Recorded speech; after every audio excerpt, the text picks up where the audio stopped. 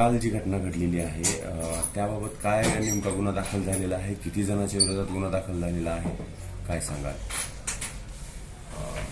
परवा 11 तारखेला माळव डोंगरे नावाचा एक इसम जे आयकॉन हॉस्पिटल लातूरमध्ये त्यांचे परिचित होता, डॉक्टरचे परिचित होता. त्यांच्याकडे ते पैशाची मागणी करत होता. तो मागणी करता गेला होता.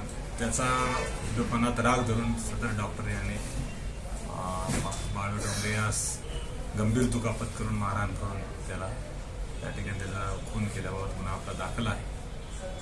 यामध्ये आयकॉन हॉस्पिटलचे डॉक्टर यांना त्यासाठी आपली 2 पथके रवाना झालेली आहेत.